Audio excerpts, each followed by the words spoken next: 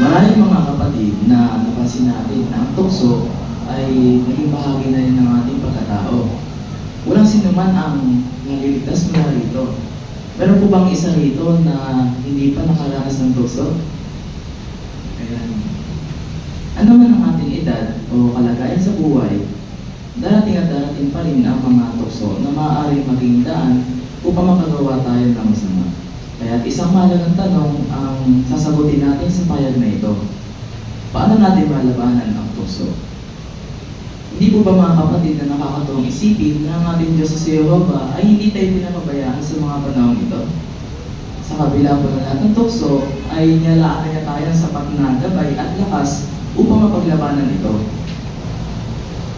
Kaya tingnan po natin ang ilang payo sa kanyang salita, ang Biblia. Tingnan po natin ang isang pangunahing dahilan kung bakit ang iba ay nahuhulog sa tukso.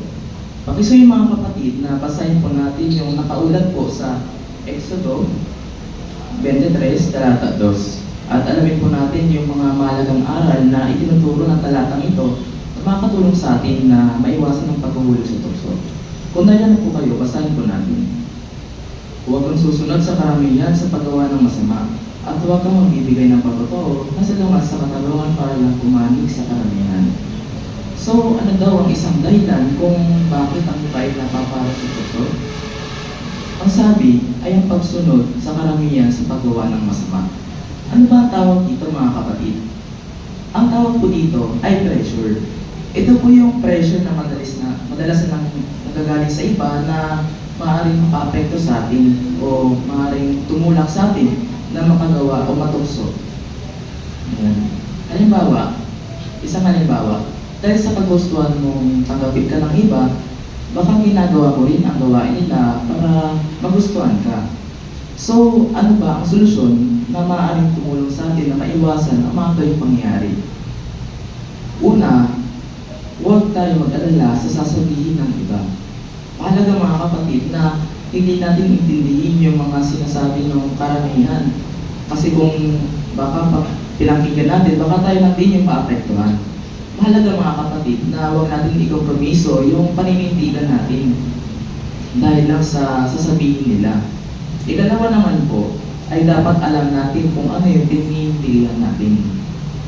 Dapat malinaw sa ating puso't isipan na kung bakit natin kailangan malabanan ang tukso. Kasi kapag hindi tayo sigurado sa pininiwalaan natin, baka parang lang tayong isang remote control na laruan na maaaring kontrolin ng iba. Sa madaling salita, kung naiintindihan natin ang pininiwalaan natin, baka mas madali sa atin malabanan ang tukso. Kaya maganda kung malinaw sa ating puso't isipan ang pagsunod sa moral na pamatayan ng Diyos. Kasi ang pinakamabuting bagay na gawin. At isa pang bagay na mahalaga nating alamin mga kapatid. Ito po yung kahinaan natin. Dahil dito tayo madalas na mahulog. Di ba po ba? Bilang isang kabataan katulad ko o katulad natin na walang pagkaanong karanasan, baka mas maging malakas sa atin yung sexual na panunasa. Pero hindi lang ito ang hamon, baka gustuin natin na magustuhan din tayo ng iba. Once na ma-identify na po natin o ma-verify natin yung mga kailangan natin, doon po natin ituon ng ating pansin o doon natin ituon ng ating focus. Para lang itong sariwang sugat na kapag hindi natin ilalagaan o pinantayan ay maaari may infeksyon. Kaya mas mahalaga kung iingatan o babantayan natin ang ating mga kailangan para hindi tayo madala o mahulog sa tukso. Isa din pong ginawang halimbawa ni Haring David.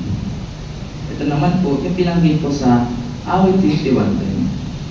Basahin po natin mga kapatid. Kung nariyan po kayo, sabi dito, dalisahin mo ang puso ko, O Diyos, at bigyan mo ako ng bagong saloobin na magpapatatag sa akin.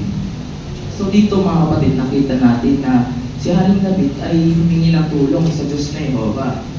Gayun din sa atin mga kapatid. Maaari din tayo humingi ng tulong sa Diyos na Jehovah sa pamamagitan ng panalangin. Subukan natin hilingin sa Kanya na patatagin tayo at ilayo tayo sa tukso.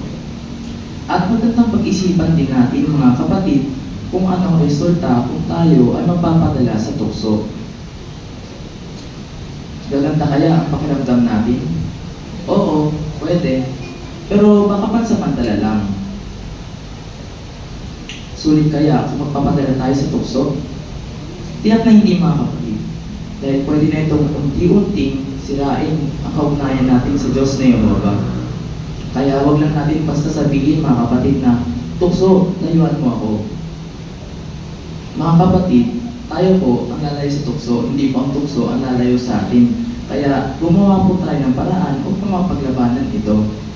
Sa ating huling teksto mga kapatid, dito po sa Roma 2:71, subaybayan niyo po ako sa pagbabasa. Sabi po dyan, huwag kang padaig sa masama, kundi patuloy na daigin na mabuti ang masama. Ayan. So dito mga kapatid, hindi natin kailangan na maging biktima ng tukso. Tandaan po natin, ang tukso ay lilipas rin. Balang araw, sasabihin natin, salamat, napabuti ako, dahil napaglabanan ko ang tukso. Kaya patuloy natin paglabanan ito, panatilihin ito, at gumawa ng tama. Magandang gabi po mga kapatid.